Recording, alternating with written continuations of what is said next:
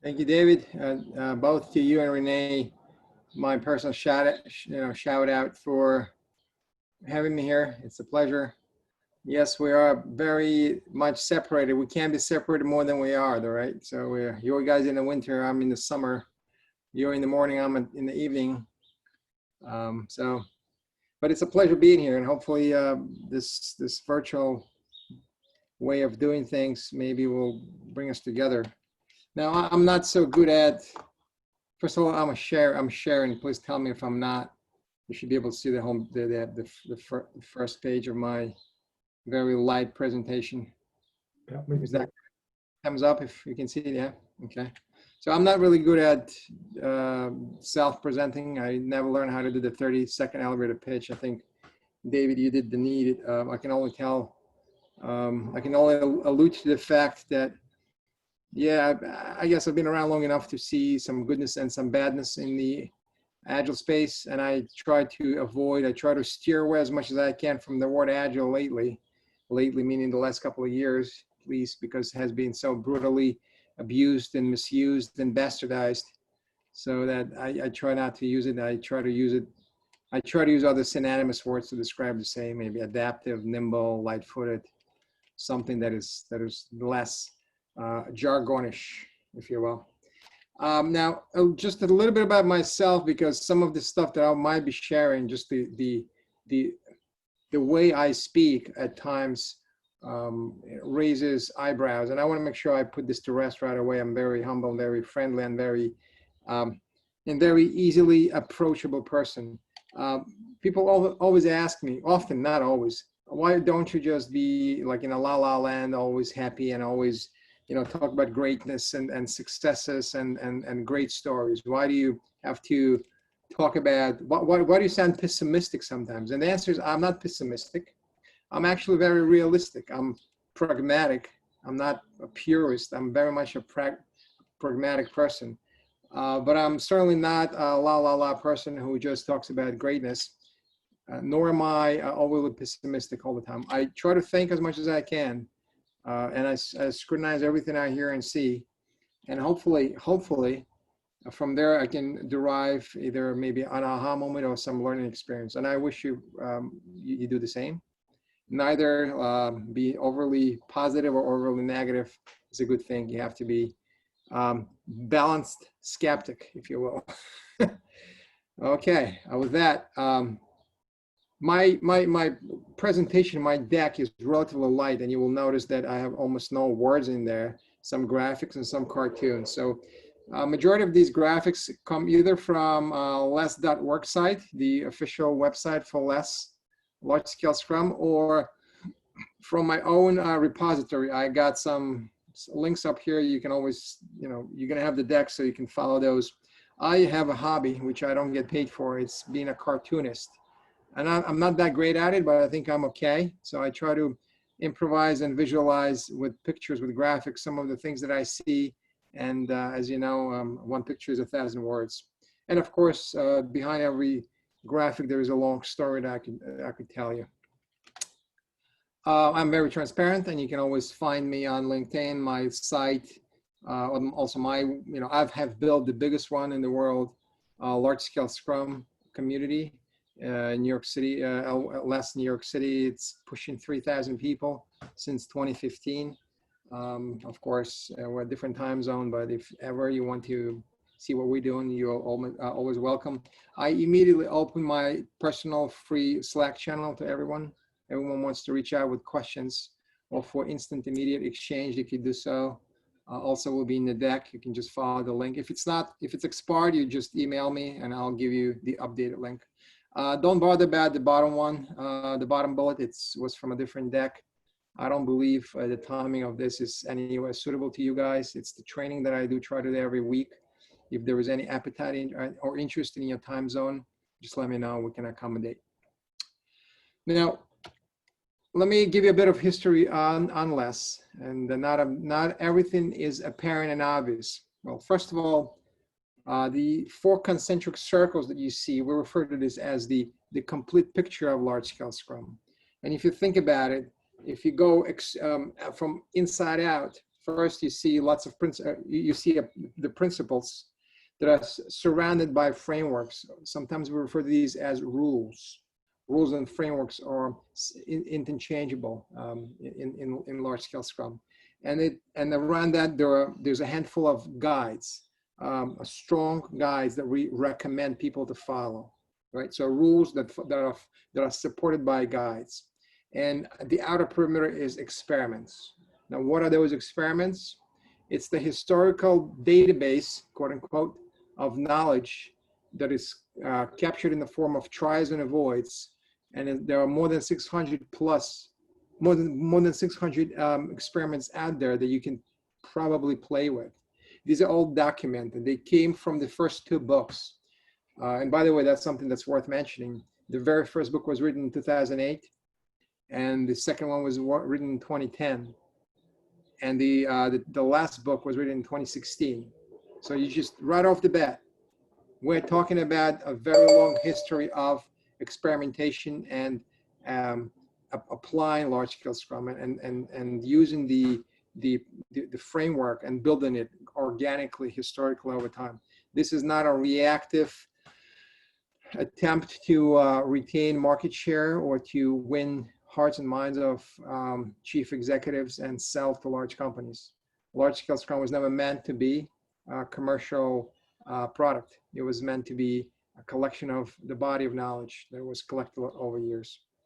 And of course, if you ever want to read the books, I recommend starting with the green one, because it's just, first, it's easier to read. It's just lighter language, more simple language.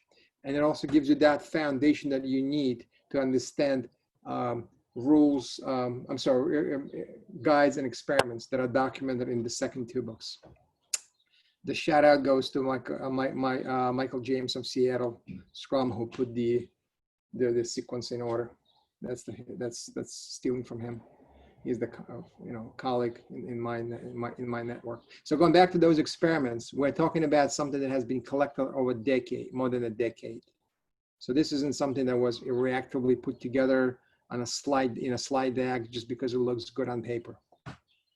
That's why large-scale Scrum is very authentic, very original, and the real thing, right? And large-scale Scrum, by the way, is Scrum. In LeSS training, the biggest mandate, the biggest requirement that we ask of people is to understand Scrum. If they don't understand Scrum, then they're going to have a very difficult time understanding LeSS. If they understand Scrum, it's going to be pretty natural. Okay. Now, something that's very important to understand and set the stage up front, and it's very important in large-scale Scrum specifically because large-scale Scrum is not just a framework. It's an organizational design framework in which a single team is treated as an atomic building block for your organization. All teams in Scrum, in LeSS, are feature teams, so it's a feature-centric work there. So consider a feature. We don't use too many words. We try to be less rather than more. So we don't call it a feature team or a Scrum team. In LeSS, it's just called a team. It's implied. It's assumed that it's a Scrum team that works on features. But the most important point here is that organizational design is the first order factor that defines system dynamics. Things like culture, mindset, behaviors, norms, values, all that good stuff. It's not trivial. It's just not something that you can immediately address directly. Now, all of us here, 30+ people are mature adults. Many of us probably have families and children. Why would we change our culture and mindset without changing the organizational or surrounding ecosystem around us? It could be family setup. It could be corporate setup. It is really secondary, corollary to changing the organizational structure around us. And this is why we oftentimes see less experienced coaches not stressing enough to senior management when they coach them, when they try to do agile transformation as we know it. We don't rock the boat too much. Well, we say we mean them, right? People that don't rock the boat too much effectively are not wishing to change anything that's systemic, so anything that is organizational. And of course, then any attempts to change anything that follows would be very superficial and temporary. The previous slide is kind of linked to this one. I'm going to pause just for a few seconds. You can paraphrase this to yourselves. You can just parse the 4 laws of organizational behavior that come from Craig Larman, one of the co-founders of large-scale Scrum. Of course, the first and the second immediately talk about first-line management and single function specialty. And these are the organizational tiers that we oftentimes see being very resistant to changes, because to them it means something that's very near and dear to their hearts: command and control and local optimization. You can probably look at number 4 and say, well, that we've seen that plenty, right? So if someone gets misplaced, they're no longer a project manager or an analyst on Friday, they'll become a coach on Monday. How it gets done, I'll probably show you in a couple of slides. It's a very interesting way HR does it. And last but not least, of course, structure is the primary thing. Culture follows structure. So changing the culture directly is almost impossible. You may have some success with it, but it's not going to stick. So when we concentrate on culture and we talk about culture and we go to town halls or we go to those big events and we talk about culture and mindset without changing a single bit in the org structure, we are effectively talking about things that are very remote from real. Here's one condition of success for any impactful, for any meaningful agile improvement. And large-scale Scrum is meant to be a systemic, meaningful improvement. We cannot just look at research and development. We cannot just look at developers, at technology, and expect that by changing them without touching the rest of the organization, we can have any sustainable results. I refer to this, this is actually, this snippet is stolen from the Scrum Alliance website, which was, I think the article is no longer there because they revamped the whole design. Back in 2015, Craig Larman put it up there, and I just took a snippet of it. I call it a sushi roll, because if you like sushi, you would know what I'm talking about, right? In order to get a full flavor of a sushi, you need to bite across multiple layers: seaweed, rice, carrots, avocado, fish, whatever. Same thing goes with an org design. You have to cut across multiple organizational dimension and have that sushi roll ring-fenced. And that's really represents the organizational ecosystem that you need to change in order to improve agility systemically, okay? And large-scale Scrum is specifically that.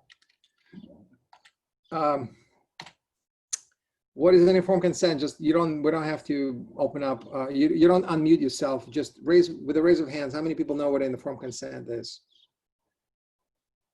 Maybe some of you come from legal or from medical. Yeah, at least a handful, a few hands or thumbs.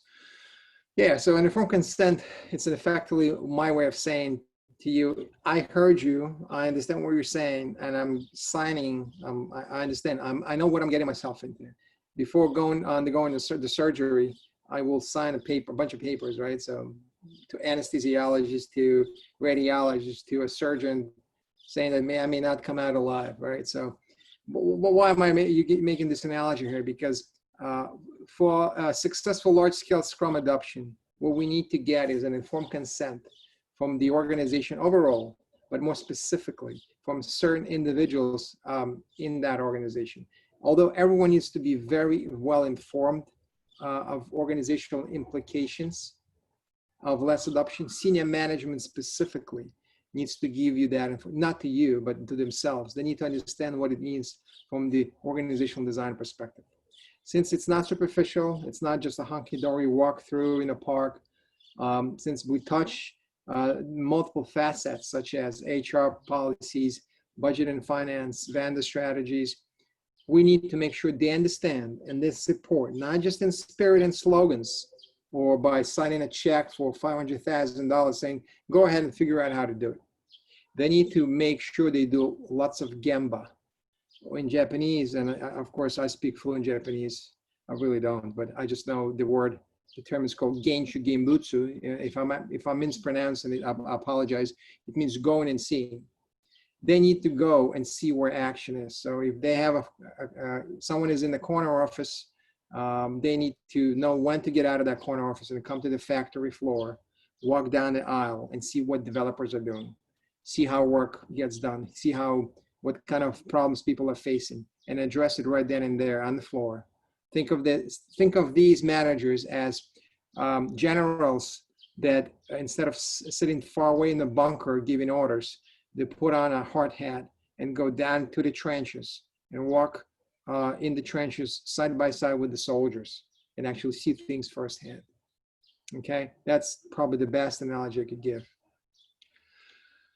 I have coined this term. Some people are making fun of this. Some people are like raising brows. Is it like TDD? No, it's not TDD. It's not test-driven development. It's a deck-driven transformation.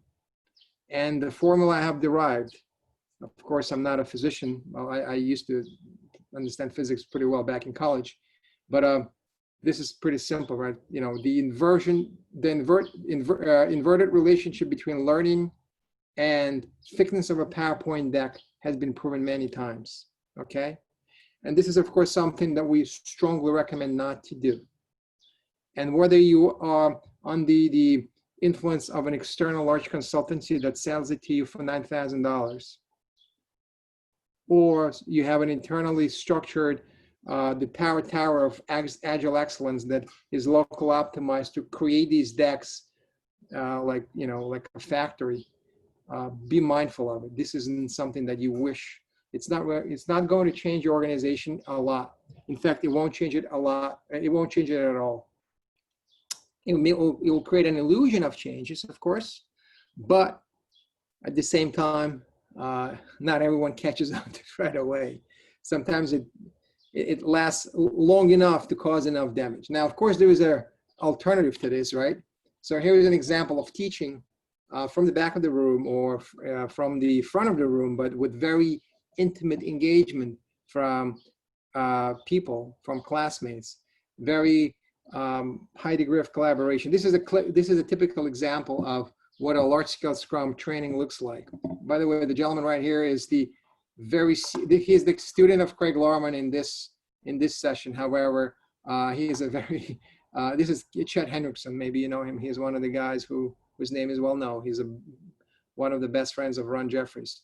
So people are very intimately engaged in learning at very deep level. We expose the system, we understand the system. So of course, if you educate people that way, you can bet that retention of learning, retention of knowledge will be much longer, okay? Of course, today, since we don't do much stuff in person, we try to improvise with various boards like Miro and Mural, but the same approach, as much as we can, we do that.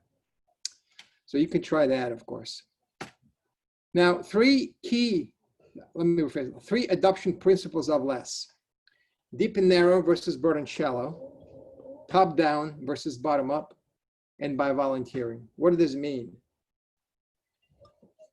So what does it mean is that we do not expect large-scale Scrum adoptions to be very broad, very wide, and very fast.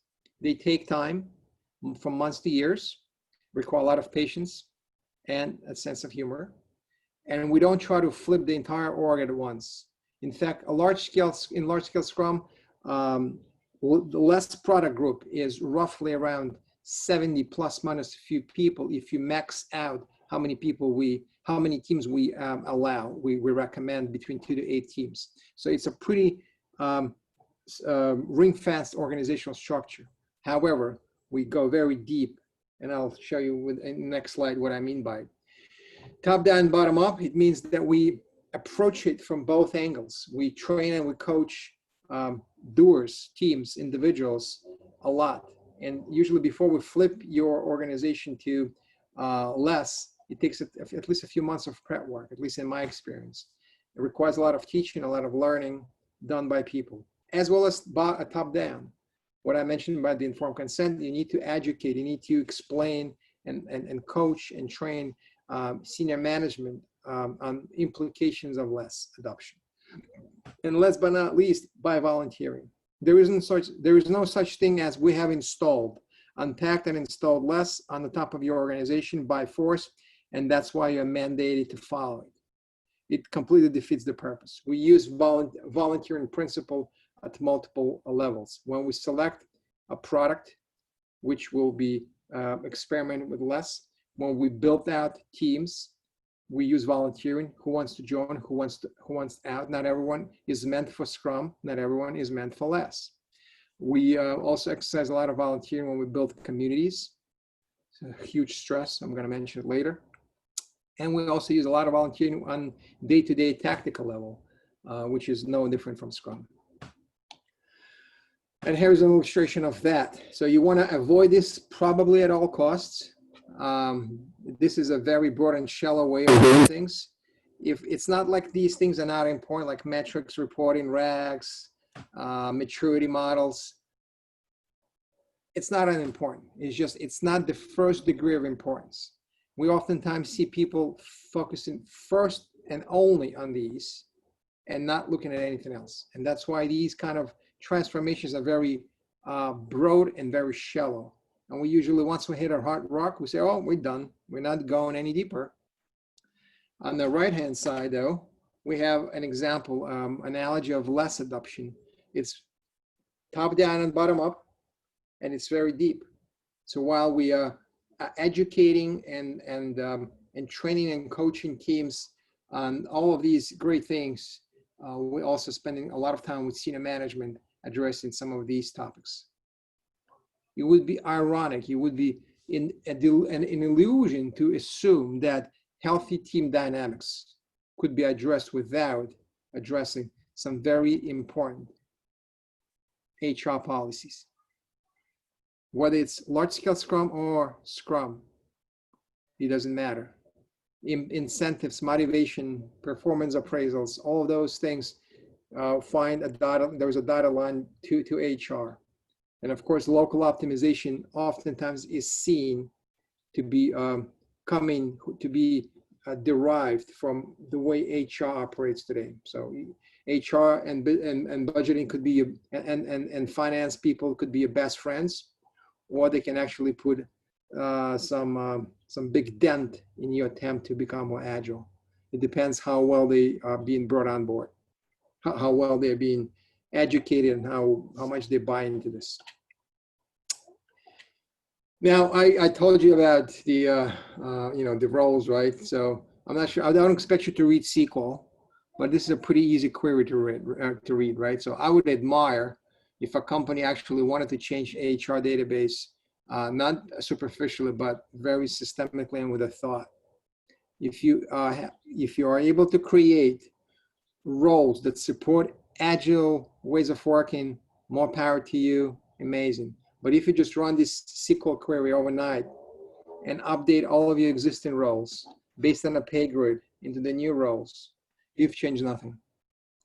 And that's why we see a lot of, so of course this is not something you want to do, but that's what we oftentimes see organizations fall in. It's the trap that we see them falling into.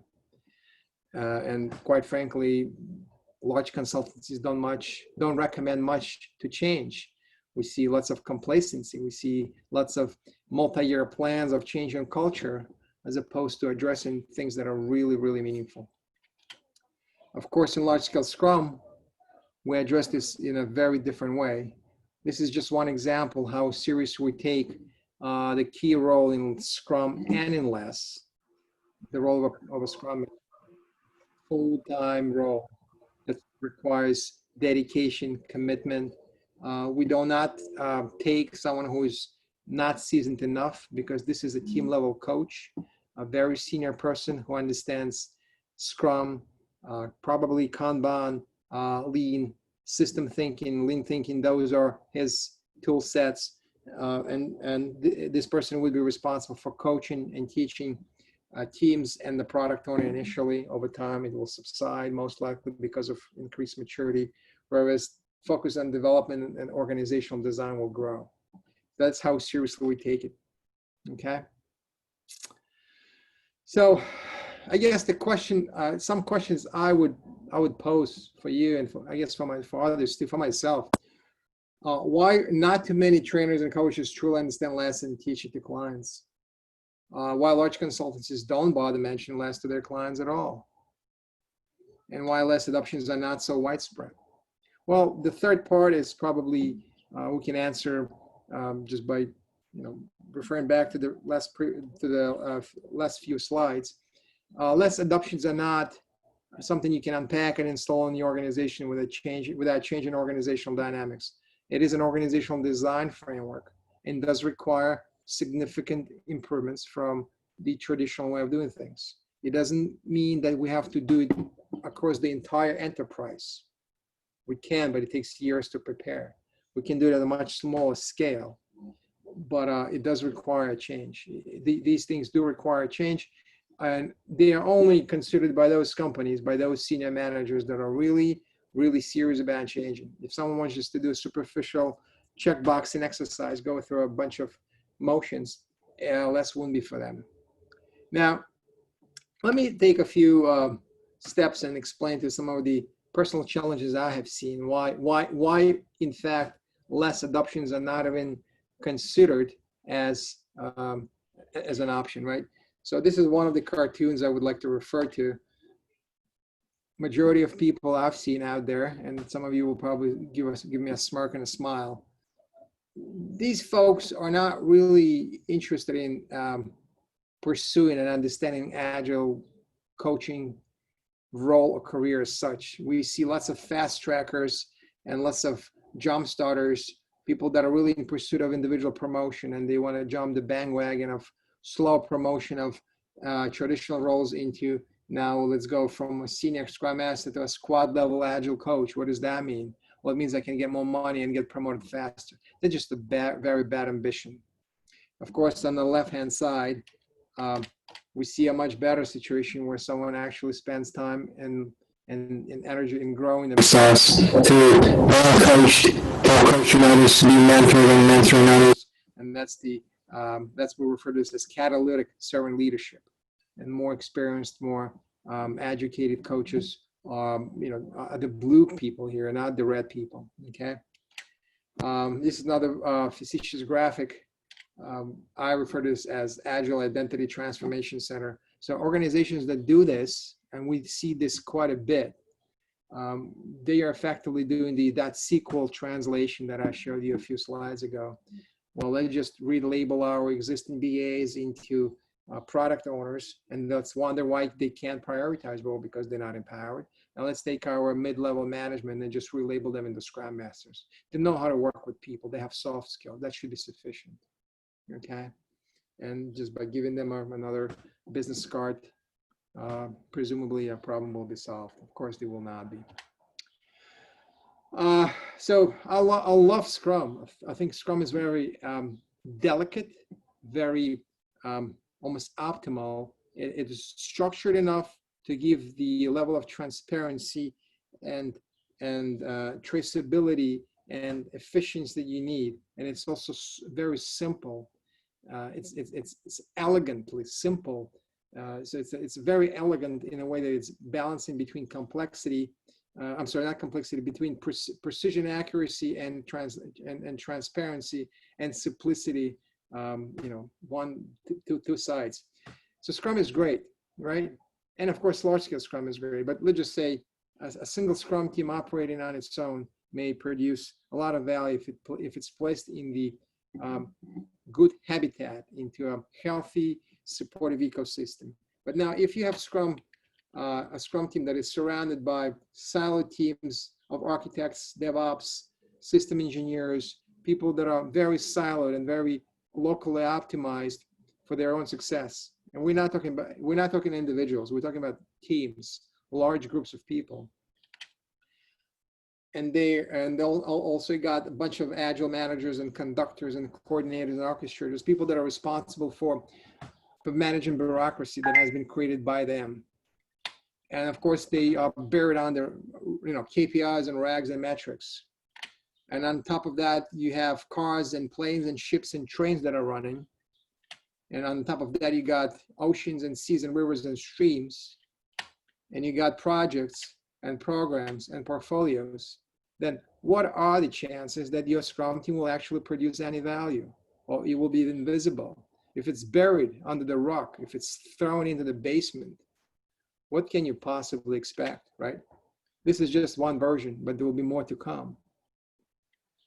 So that's certainly a recommendation not to execute, right? Now, I can also ask these questions here. Where's customer centricity? Where's the feedback loop between customers and developers? How can this be a really agile, adaptive organization? If something needs to be changed on business, I'm assuming business is somewhere up there where my mouse is. How will these guys know instantly? Or how soon will they know? How many different translation layers should it go through before developers, the doers, actually hear it? And of course, if you just look at the organization that has adopted this monster after about a year after they started, do you suspect to see too many meaningful changes? Probably not. Most likely, same people are playing the same role, maybe on a different title. It's almost like that movie, The Casino, with Robert De Niro. I'm not sure if you watched it. And I think his attorney recommended him and said, he said the name of the character was Sam. So it's saying, hey, Sam, you can't get the license of a casino manager, but that's okay. You can still manage a casino. All you have to do, you have to apply to the committee of the gambling committee of Nevada every few months for a different role, maybe the beverage inspector or for security guard. While doing that, while they are reviewing the application, they can still run the casino. So that's kind of the same thing, right? So the title could be whatever, but if you're doing the same exact thing, nothing has changed really. Now imagine this: you got an existing organizational structure that is very vertical, right? It has all of those elements to it: reporting structures, managerial control, individual performance appraisal. If you throw it 90 degrees horizontally and call it a chapter, it won't change much. You just took an existing org structure and flipped it on its side without changing much. From the org design perspective, you didn't really accomplish anything. Or if you took the existing geographically distributed group, not even a team of people, that are single function specialty or component people, and now call them a squad because it's a very sexy name. It's a masquerade, right? You didn't change much. And then you took a bunch of those squads and you stapled them together and you call them with another fancy name, you call it a tribe. Well, in my experience, and I've seen this more than once, you take an existing portfolio that is very complex, that exists, that is composed of very complex programs and projects. It's nothing but a roll-up of traditional organizational complexity stapled together, and you now call it a tribe. Oh, by the way, the portfolio manager now will become a tribe lead. So you're pretty much giving new titles to people that have done, you really are not changing what they're doing and how they're doing it. Operational model, as they call it, hasn't really changed. What has changed are titles and slogans. And of course, you recognize the machine, right? I try not to use the actual name of it, but you will probably parse it at your own pace when you get the deck, right? You got chapters and chapters of chapters and tribes of tribes, and you got everything under the sun, right? It looks amazing on paper. Don't do it. Of course, there's a better way. There was an alternative to copy pasting. Someone else's model that worked for a small company 50, 60 years ago. I'm sorry, 50, 60 man strong, more than a decade ago, right? In fact, these people, the ones that defined it in a PDF once, they said, don't copy from us. It's not a model. It's not a framework. Stop doing that. No, large companies still create it, they call it, they change terminology. They make it probably somewhat different, but essentially they don't change much. Now you can actually take a different approach. You can create a real product group. So large scale Scrum, for example, is the real product group. We don't start by assuming that the existing organizational design, that includes individuals, teams, departments, is verbatim, it's de facto. We challenge it, but we don't challenge it because we want to sabotage it. just for the sake of it. We challenge it because it most likely does not make sense.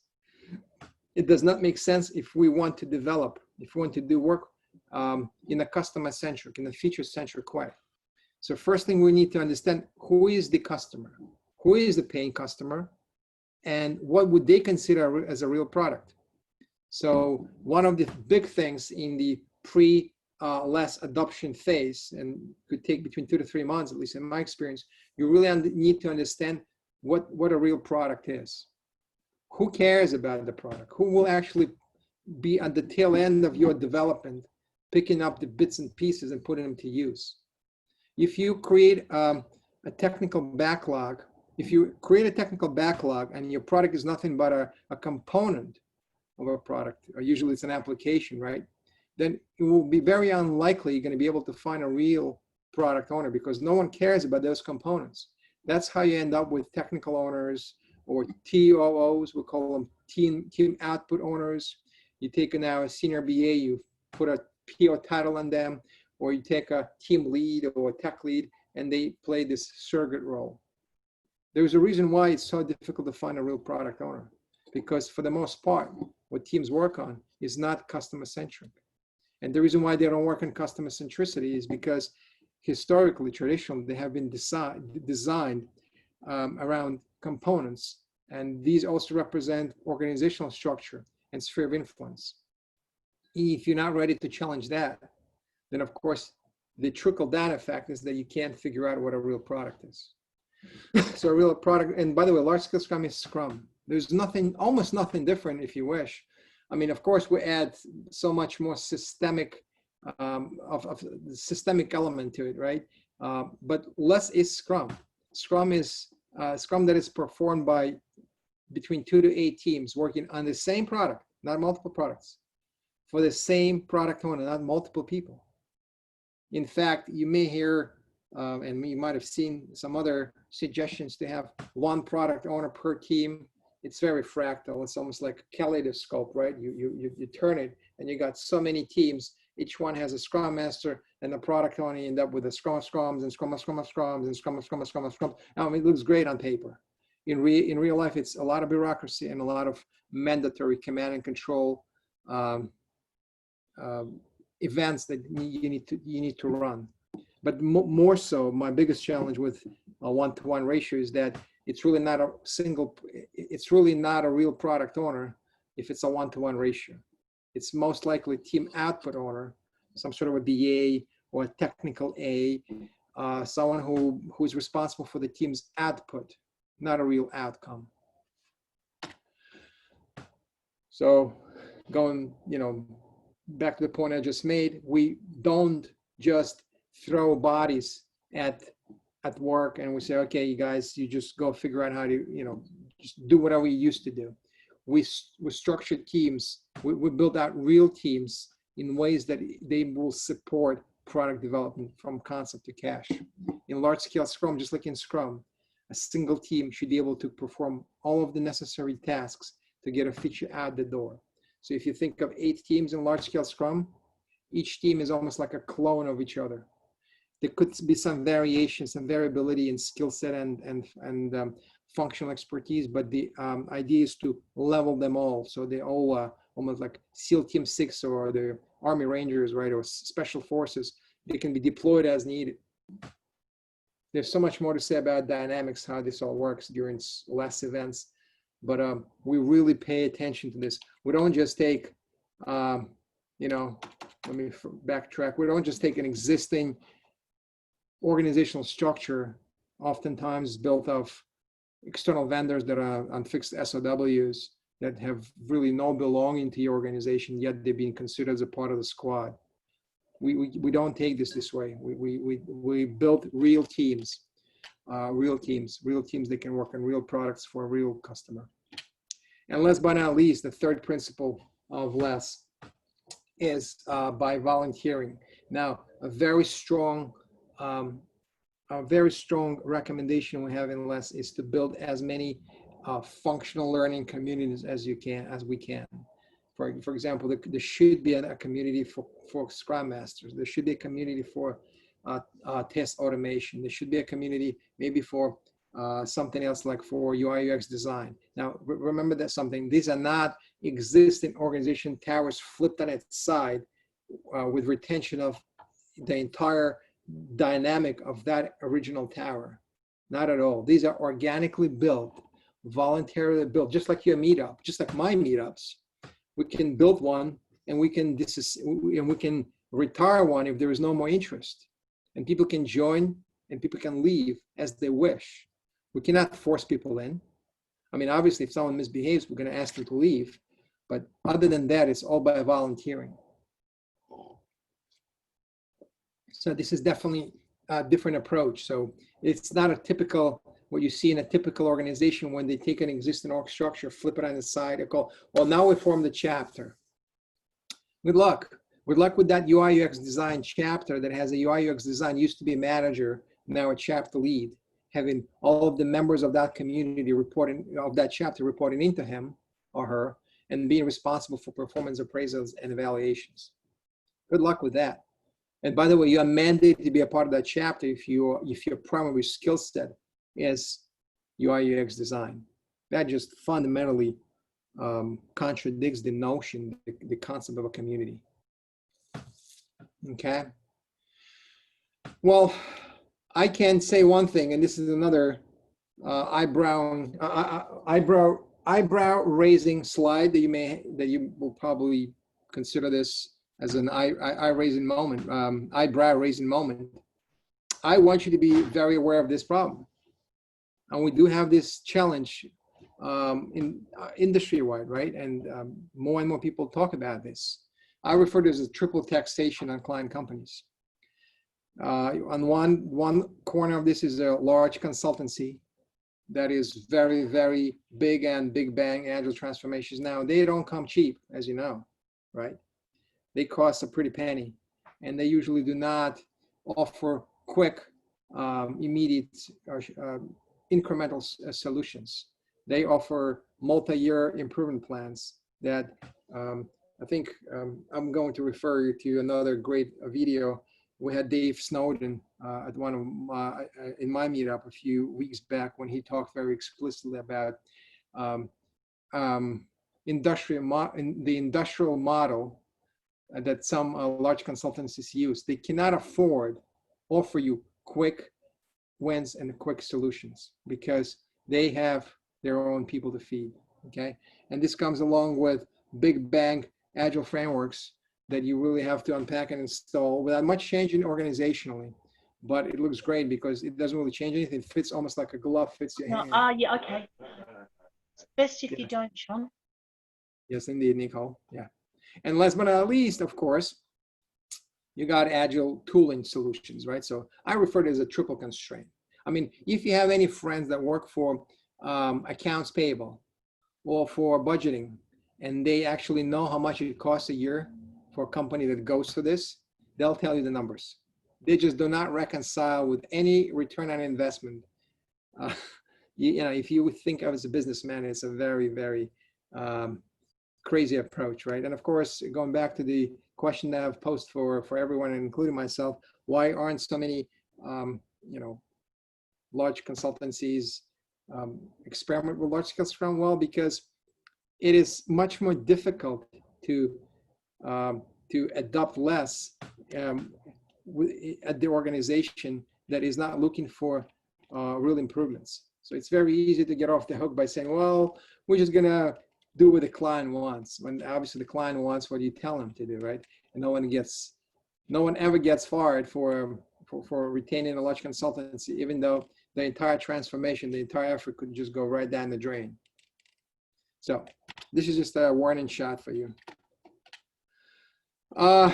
So I want to wrap this up and open up for questions, but before I do, I'm going to finish this off by saying, I don't want to get too political on this, right? I'm sure you probably recognize this hat and the man that stands behind it, right? I'm not a politician. I'm not sure how I'm going to vote. It doesn't matter, really. What I'm saying is this. I really appreciate and respect what these 17 gentlemen put together in 2001. It's called the Agile Manifesto. Every postulate from there, I think it's very meaningful and it's worth a try. So I'm going to wear another hat, and I hope you're going to do the same. I want to say this: let's make agility great again, right? So lots of fads and lots of masquerades and theater that's out there. Let's try to minimize it or maybe prevent it from happening. Okay. I'm going to give it back to you guys. Please shoot questions. All right. Thanks, Gene. That's very thought-provoking, very entertaining as well. I'll open the floor to questions. You can either put them in the chat or you can just shout them out. You can just shout them out. I can do both. I can actually, you know what? Let's do both. I see that I have the chat in front of me, so you can just post it there, and maybe if I need clarification, I'll ask.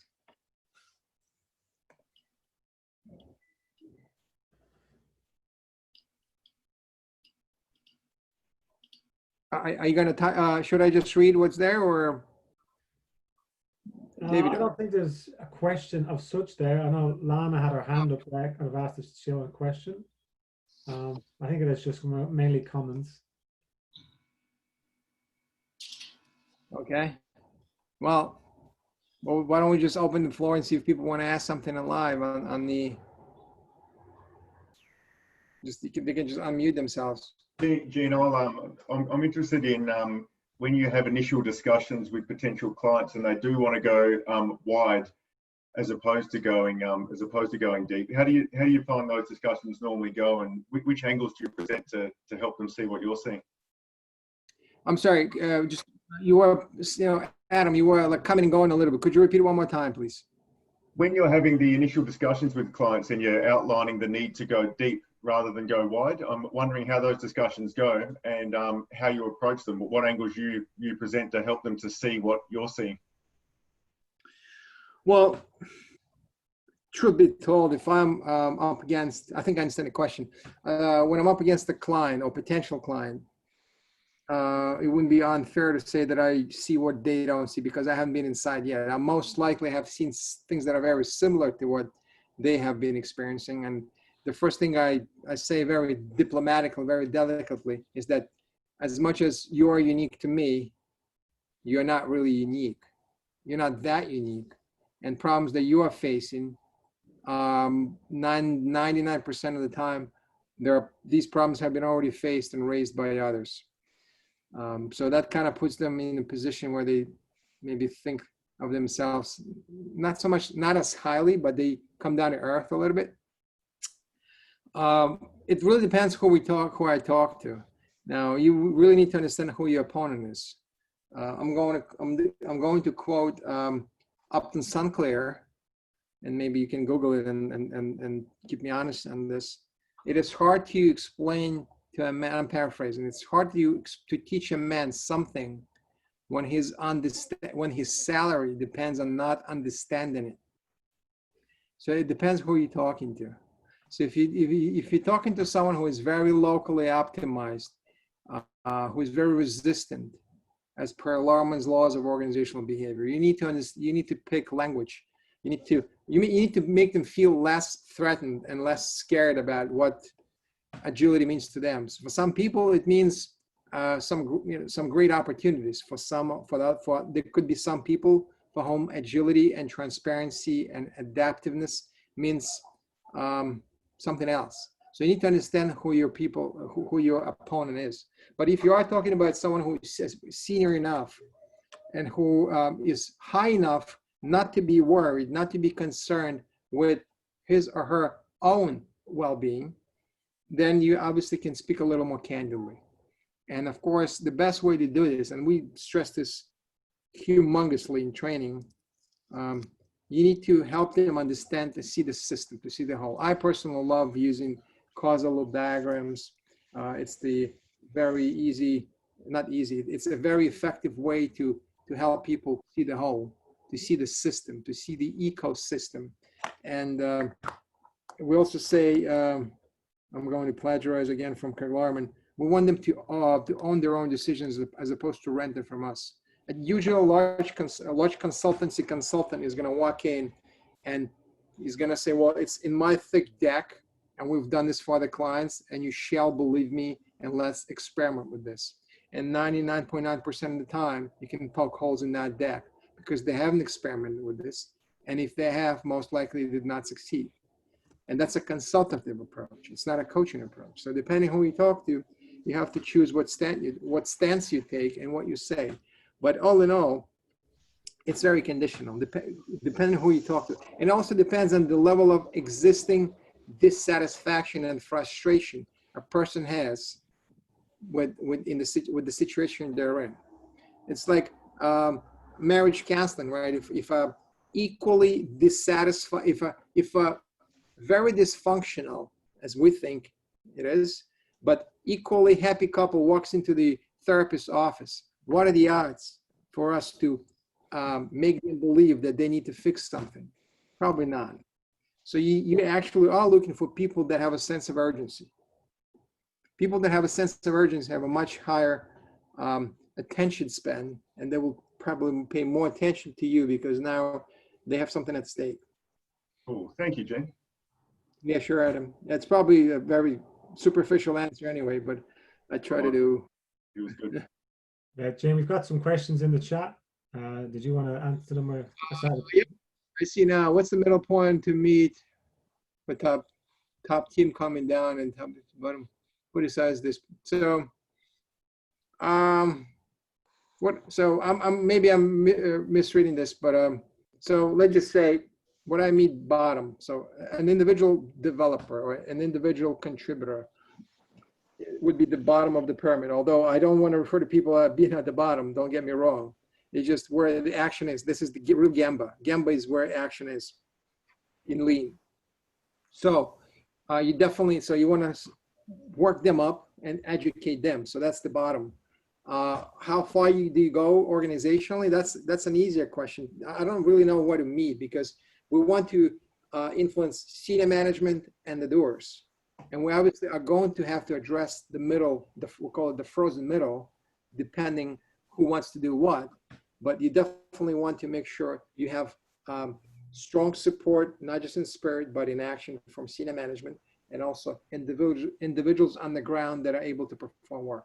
If you have 10 managers, 2 BAs, and 1 Java coder, you obviously don't have enough people in the organization to deliver value. But how do you go? If the question is how, well, it depends on the organization. For an investment bank, it could be CTO +1. For a product company, it could be vice president of sales or marketing. I don't know, but it should be someone who is high enough who can implicitly, not even explicitly, make organizational changes, improvements that are down below that will be helpful to sustain agile adoption. So you really address it from two directions. What it means really, I mean, somewhere in between, of course, and you need to work, of course, with middle people too, because some of these middle people may want to roll up the sleeves and come down and work on teams. And some people will say, no, I'm a manager. I don't do any work. I need to go elsewhere. I see another one. Gene, do you find clients, senior men, afraid or agile ruin their power? I don't. So just like I said before, depending who you talk to. I mean, we need to understand who is the senior manager here, because people that are senior enough, they're not so much afraid of being removed from power. They are afraid of things not going right. Maybe they're concerned with rocking the boat and doing something that is not traditional. At a certain level, the people stop worrying about losing their jobs because you're making organizational changes like down below. At least they're less worried. It's usually that frozen middle that gets very antsy when you have, organizational changes of significance, right?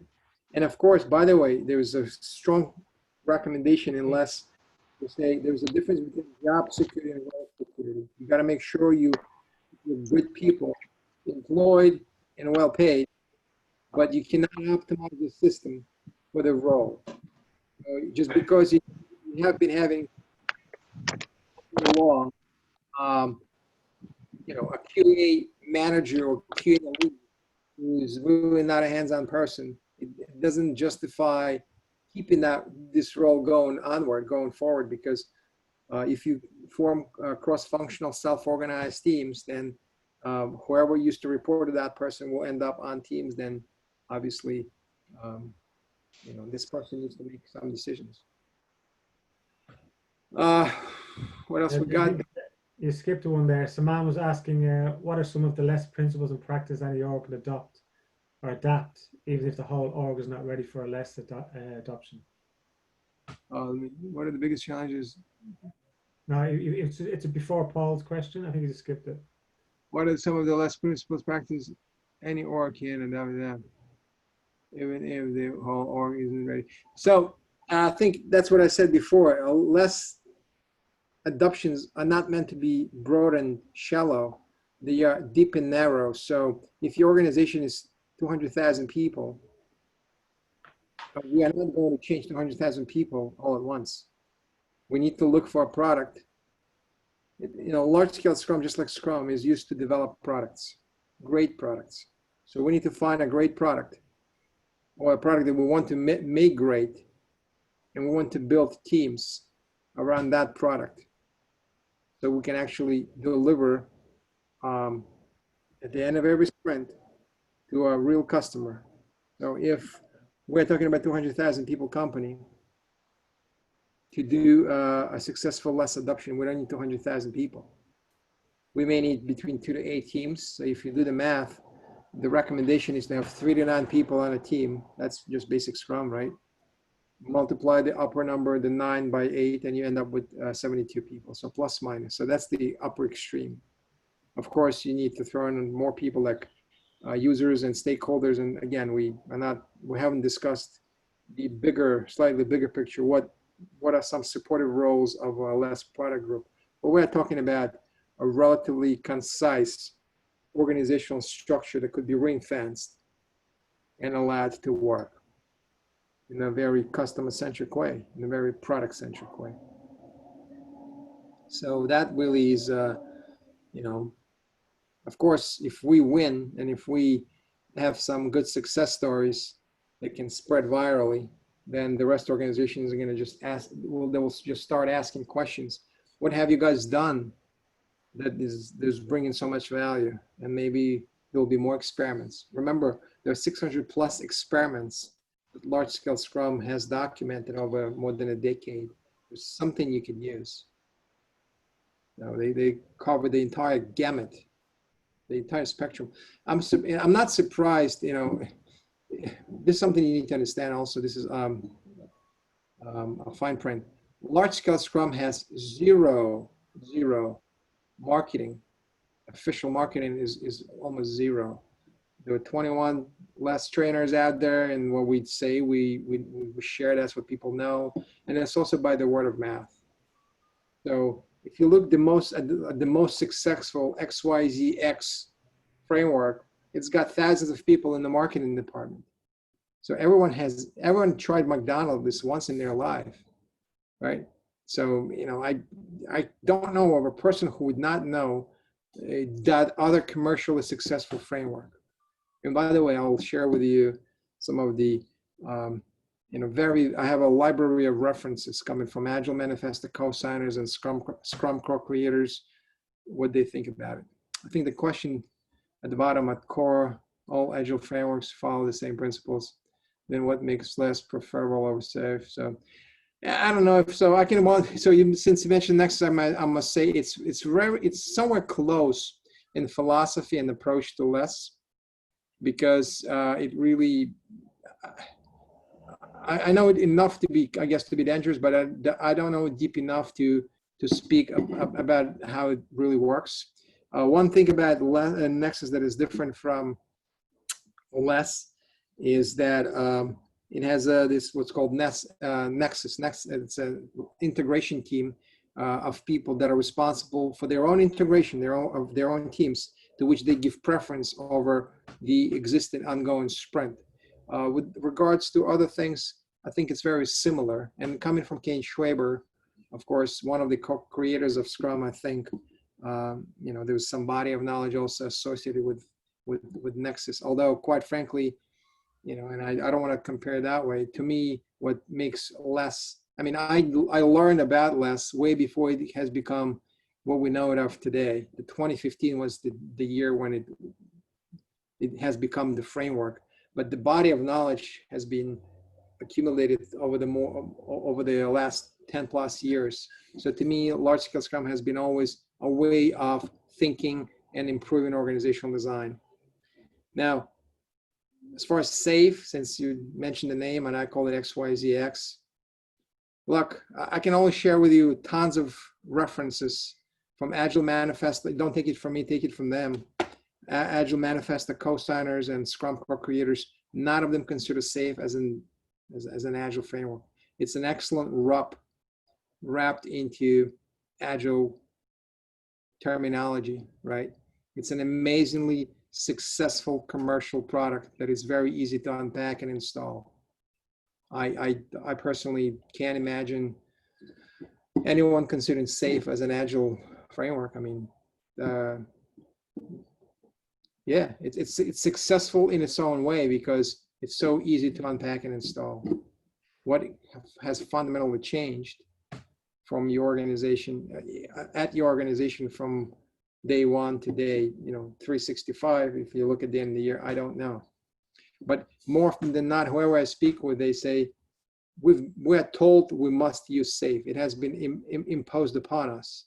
Someone has decided. Oh, by the way, it's very easy to use because we use Jira, and Jira has a portfolio manager, and it's very easily configurable, and we can change our workflow schema and change our fields, and now it maps to our existing portfolio. Oh, by the way, that large consultancy is recommending strongly SAFe because it was very successful with their other clients. So now you have this triangle of happiness, and you have to pay a high dollar for it.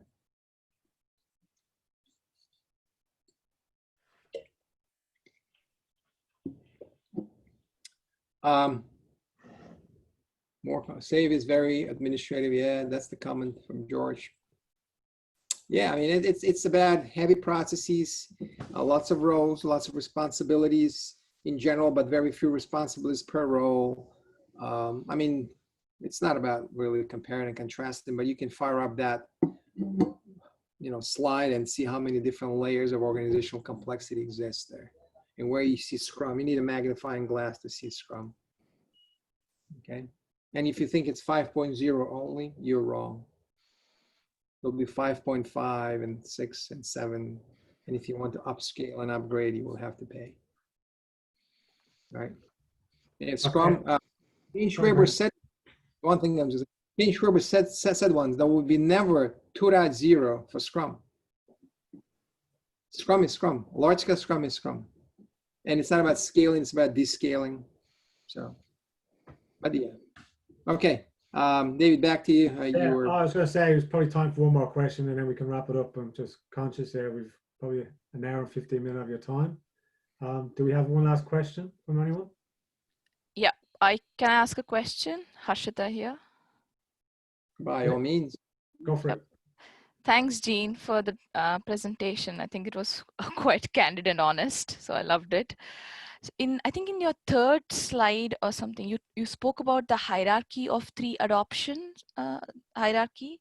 Is it possible to go back to that slide? It's certainly possible. Hold on. It's certainly possible. Hold on. Something isn't working here. From current slide, resume slideshow. Oh, okay. Let me just roll back like so. I'm not sure why it's not doing it.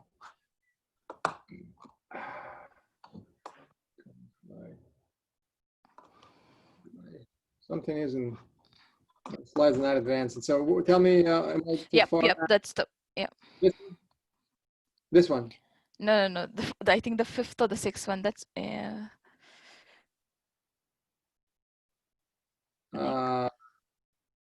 was the like, next one. Yeah, this one. The previous one. The previous one. The previous. Yeah, this one. Adoption principles. Yes. Yeah. Yeah. Go ahead. So you said that deep and narrow with the Broad and shallow. shallow. Yeah. So for me, I was just thinking in terms of like, so you have told to start from the top level, get the buy-in from the chief and the C level, and then go from top to bottom. That's how you explain, if I'm getting it correct. Yeah, so this is actually the graphic, the cartoon here actually explains that as well. See this deep cave, but it's narrow. We're going deep down. Senior management needs to understand that they need to address organizational structure, HR policies, site strategies, vendor management, finance and budgeting, and many additional facets of organizational dynamics that we typically see being left out in a typical traditional superficial transformation. That's the top-down thing. These folks, the two guys here with the shovels, senior managers, basically that's the code. We will support you in any way we can. We shall do lots of Gemba meaning going down, seeing what's really happening, understanding real problems, solving real problems. So that's really top down. At the bottom here, we have real workers, volunteers, doers, people that actually do work. They could be very highly paid, and they should be highly paid. People that actually do tangible work. And with these guys, we work on other things. We work on technical excellence. We work with them on forming communities, on teaching them how to self-organize. So that's how we, the top and the bottom meet. We kind of meet, you can call it, we can meet halfway, but it's really arbitrary speaking, right? So you have to address people that are with power and control organizational structure. And we have to influence people that are down below that are actually delivering value. So that's where my conflict comes in. Like, according to the methodology, we put in so much of efforts to get the buy-in from the chief, the senior management, and then we are picking the people from the low level management to implement it. Rather than, I think it should be like when we are investing the time with the senior management, I think there should be a buy-in from all the volunteers from the low section of the organization. That's how I feel.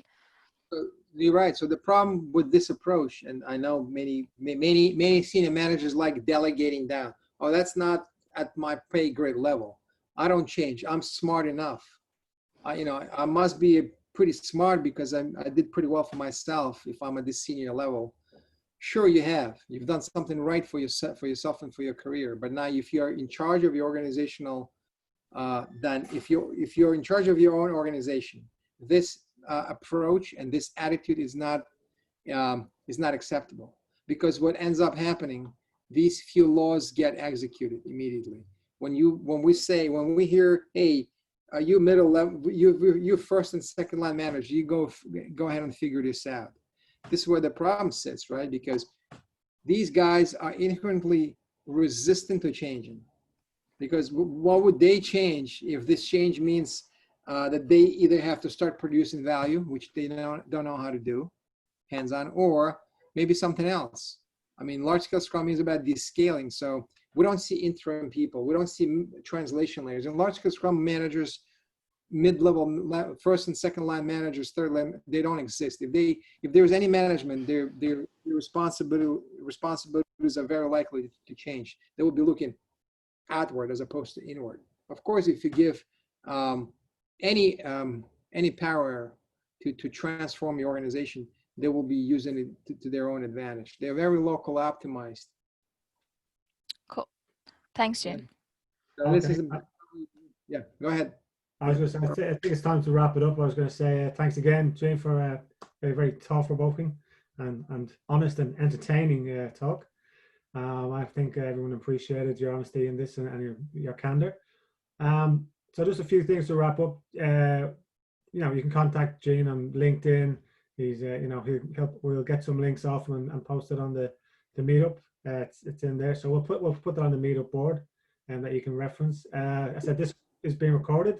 So when share it with Gene and he puts it up on his YouTube, I'll post that on the meetup as well, and we'll share that for people who haven't been able to attend. We'll be able to see this presentation. I mean, even better, can actually take this right now. I pre-populated this page where I'm going to put a video, and I added some.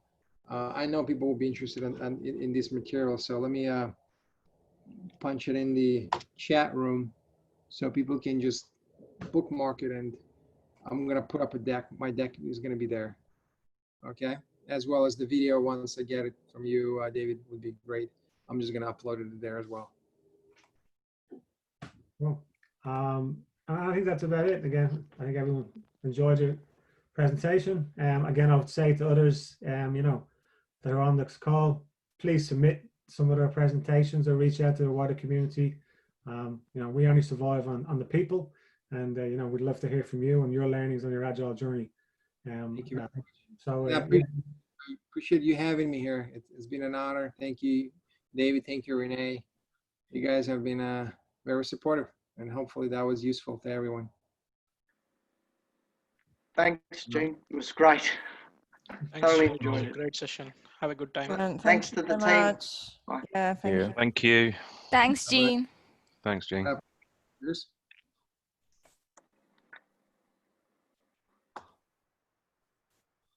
Cheers, Dave. Thank you very much.